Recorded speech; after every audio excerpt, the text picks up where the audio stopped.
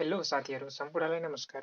हजुरहरूले बजेट भाषणमा नेपाल टेलिकमका प्रयोगकर्ताहरूलाई 22% सेयर बिक्री गरिने भन्ने कुरा सुन्नुभएकै होला। कि एनटिसीले नै फेरि आइपिओ निष्कासन गर्ला त? यो सबै कुराको जानकारी म हजुरहरूलाई यस भिडियोमा दिनेछु। त्यसैले अब ढिला नगरी भिडियोलाई सिधै सुरु गरौँ।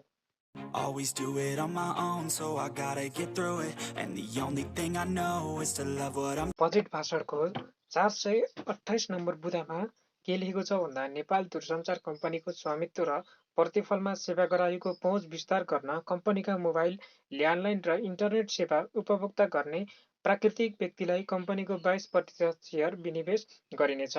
हाल कम्पनीको सेवा उपयोग गरिरहेका र आगामी 2078 पुस मसान्तसम्म थप हुने ग्राहकले समेत सेयर खरिदमा सहभागी हुन सक्ने व्यवस्था मिलाइनेछ। कम्पनीको सेयर विनिवेश सम्बन्धी विस्तृत प्रक्रिया 2 र सेयर मूल्यको विवरण आगामी 2078 असोज मसान्तभित्र तय गरिनेछ भनेर चाहिँ त्यो बुँदामा उल्लेख गरिएको थियो।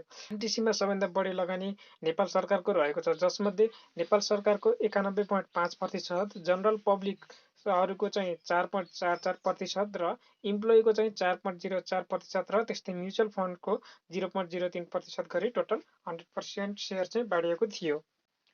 अब नेपाल सरकारसँग भएको एनटिसीको सेयरमध्ये 22% सेयर एनटिसी युजरहरूलाई बिक्री गर्ने भनेको छ।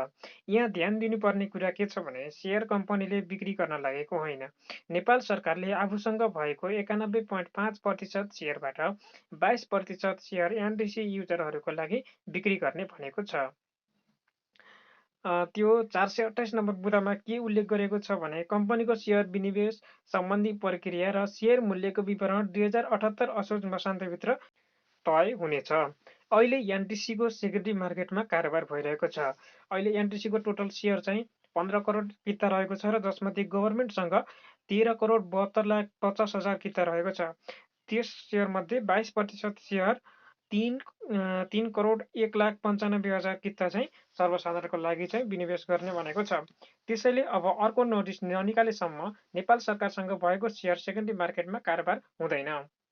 जब नेपाल सरकारले अर्को नोटिस निकाल्छ त्यसपछि नेपाल सरकारसँग जति किता छ त्यसको सेकेन्डरी मार्केटमा कारोबार हुँदैन।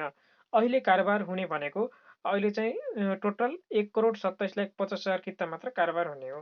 त्यसैले अहिले सप्लाई थोरै भएको हुनाले यसको मूल्य बढेको छ। अब नेपाल सरकारसँग भएको त्यो सेयर कति मूल्यमा नेपाल सरकारले सेयर विनिवेश गर्ला त भन्ने कुरा जानकारीमा आएको छैन। यसको लागि नेपाल सरकारले मिटिङ गरेर सूचना निकाल्नेछ। जहाँसम्म हाम्रो अनुमानको कुरा छ यसले चाहिँ प्रिमियममा सेयर बिक्री गर्छ होला, किनकि नेपाली गभर्मेन्ट त्यति लट छैन। त्यसैले गर्दा एक किताको मूल्य 600 रुपियाँदेखि 700 सम्म हुन सक्छ भन्ने हाम्रो अनुमान रहेको छ। हामीहरूले यो सेयर किनेको पैसा एनटिसीलाई नगई सिधै नेपाल सरकारले जानेछ।